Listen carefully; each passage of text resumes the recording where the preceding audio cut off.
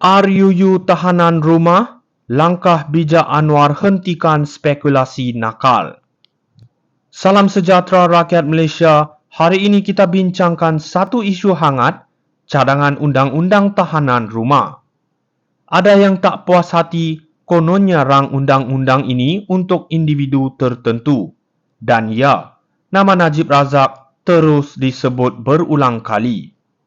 Mari kita perjelaskan di sini, Perdana Menteri Anwar Ibrahim tak pernah lari daripada tanggungjawab untuk memastikan sistem kehakiman kita adil untuk semua. Pertama sekali, tahanan rumah bukanlah satu cadangan yang baru di dunia moden. Negara-negara maju sudah lama menggunakannya untuk pesalah yang bukan ancaman kepada masyarakat. Ia alternatif yang lebih manusiawi, terutama untuk golongan wanita hamil, warga emas dan orang kurang upaya. Soal keadilan, itu memang keutamaan Anwar.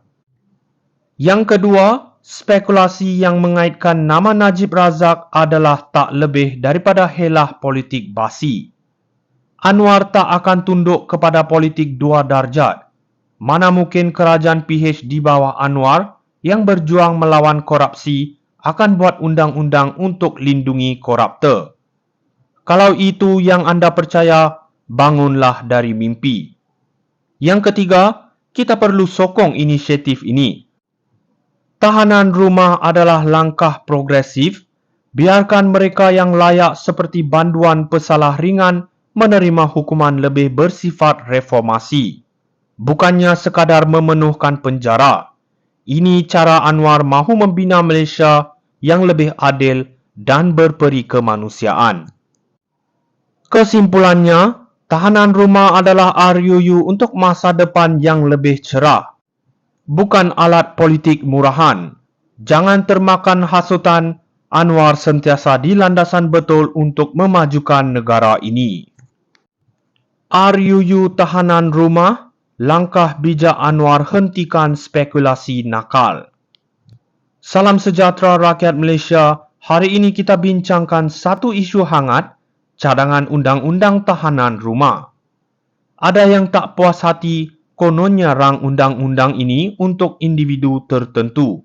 Dan ya, nama Najib Razak terus disebut berulang kali. Mari kita perjelaskan di sini, Perdana Menteri Anwar Ibrahim tak pernah lari daripada tanggungjawab untuk memastikan sistem kehakiman kita adil untuk semua. Pertama sekali, tahanan rumah bukanlah satu cadangan yang baru di dunia moden. Negara-negara maju sudah lama menggunakannya untuk pesalah yang bukan ancaman kepada masyarakat. Ia alternatif yang lebih manusiawi, terutama untuk golongan wanita hamil, warga emas dan orang kurang upaya. Soal keadilan, itu memang keutamaan Anwar. Yang kedua, spekulasi yang mengaitkan nama Najib Razak adalah tak lebih daripada helah politik basi. Anwar tak akan tunduk kepada politik dua darjat. Mana mungkin kerajaan PH di bawah Anwar yang berjuang melawan korupsi akan buat undang-undang untuk lindungi koruptor.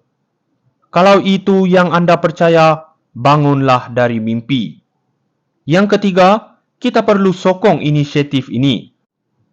Tahanan rumah adalah langkah progresif.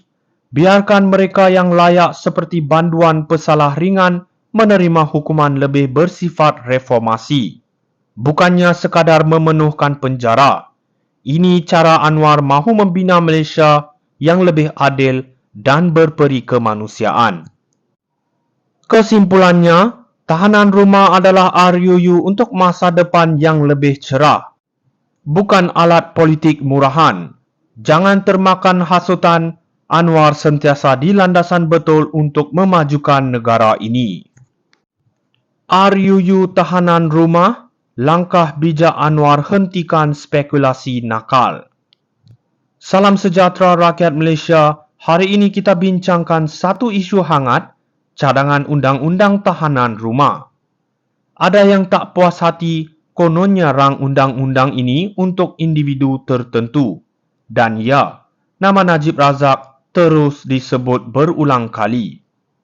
Mari kita perjelaskan di sini, Perdana Menteri Anwar Ibrahim tak pernah lari daripada tanggungjawab untuk memastikan sistem kehakiman kita adil untuk semua. Pertama sekali, tahanan rumah bukanlah satu cadangan yang baru di dunia moden.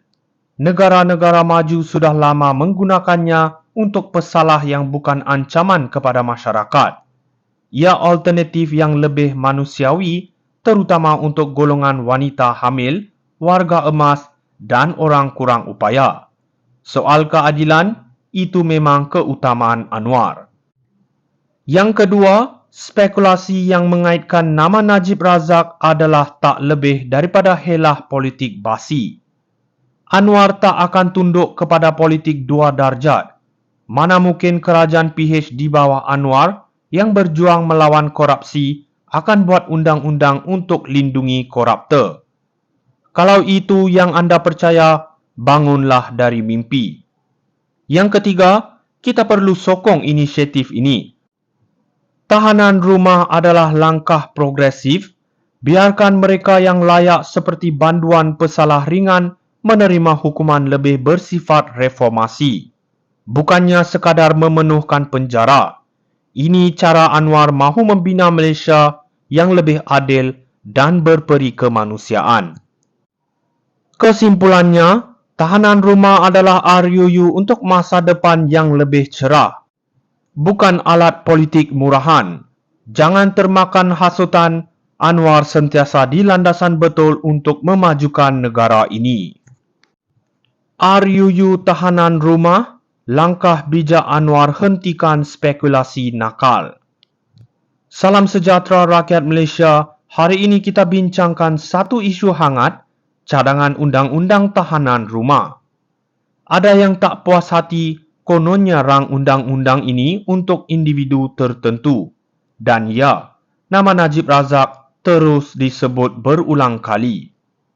Mari kita perjelaskan di sini, Perdana Menteri Anwar Ibrahim tak pernah lari daripada tanggungjawab untuk memastikan sistem kehakiman kita adil untuk semua.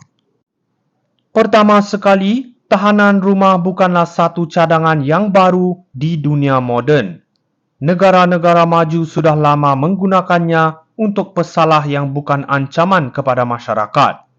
Ia alternatif yang lebih manusiawi, terutama untuk golongan wanita hamil.